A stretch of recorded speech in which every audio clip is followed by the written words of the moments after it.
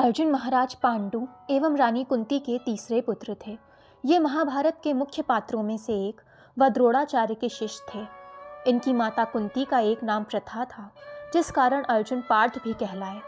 बहुत से लोगों को पता होगा कि अर्जुन की मृत्यु स्वर्ग की यात्रा के दौरान हुई थी, परंतु इसके पहले भी एक बार अर्जुन की मृत्यु हुई और वो पुनः जीवित हुए। इसके बारे में कम ही लोग जानते होंगे।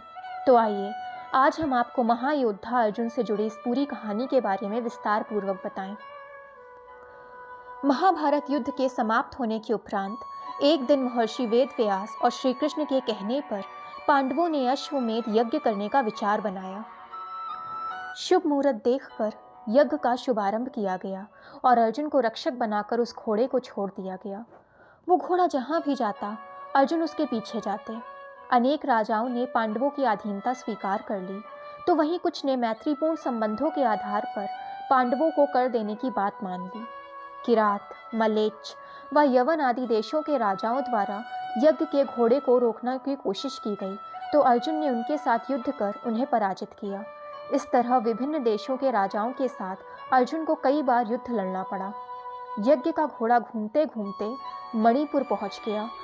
वहां की राजकुमारी चित्रांगदा अर्जुन की पत्नी थी और उनके पुत्र का नाम भ्रभुवाहन था। भ्रभुवाहन ही उस समय मणिपुर का राजा था। जब भ्रभुवाहन को अपने पिता अर्जुन के वहां आने की बात पता चली, तो उन्होंने उनका स्वागत किया। वे नगर के द्वार पर आए और अपने पुत्र भ्रभुवाहन को देखकर अर्जुन ने उनसे कहा कि मैं इस समय यज्ञ के घोड़े की रक्षा करता हुआ तुम्हारे नगर पधारा हूँ, इसलिए तुम मुझसे युद्ध करो।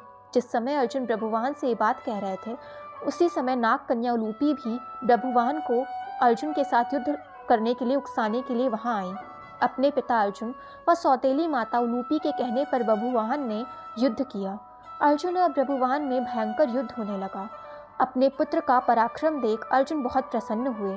भ्रभुवाहन उस समय युवक ही था। अपने बाल स्वभाव के कारण बिना परिणाम पर विचार कर उसने एक तीखा बाण अर्जुन पर छोड़ दिया।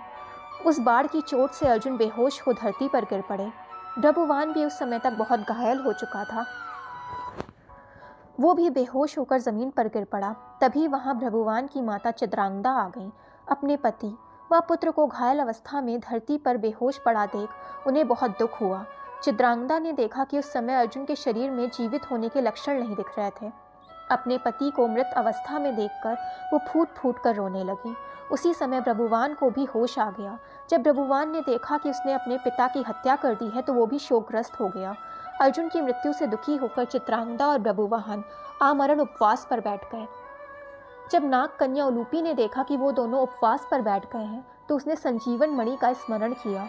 उस मणि के हाथ में आते ही उलूपी ने भ्रभुवाहन से कहा कि ये मणि अपने पिता की छाती पर रख दो। ऐसा करते ही अर्जुन फिर से जीवित हो गए। अर्जुन द्वारा पूछने पर उलूपी ने बताया कि ये मेरी मोहिनी माया थी। उलूपी ने बताया कि छल पूर्वक भीष्म का वध करने के कारण वसु आपको श्राप देना चाहते थे। जब ये बात मुझे पता चली, तो मैंने ये बात अपने पिता को बताई। उन्होंने वसुओं के पास जाकर ऐसा ना करने की प्रार्थना की। तब वसुओं ने प्रसन्न होकर कहा कि मणिपुर का राजा भ्रभुवाहन अर्जुन का पुत्र है। यदि वो बाणों से अपने पिता का वध कर देगा, तो अर्जुन को अपने पाप से छुटकारा मिल जाएगा। आपको वसुओं के श्राप से बचाने के लिए ही मैंने ये मोहिनी माया दिखलाई थी। इस प्रकार पूरी बात जानकर अर्जुन, भ्रभुवाहन और चित्रांगदा भी प्रसन्न हो गए। अर्जुन ने भ्रभुवाहन को अश्वमेध यज्ञ में आने का निमंत्रण दिया और पुनः अपनी यात्रा पर चल दिए। दोस्तों, वीडियो पसंद आई हो तो चैनल को लाइक, सब्सक्राइब एंड शेयर करें, ताकि चैनल की नोटिफिकेशंस आपको मिलती रहें।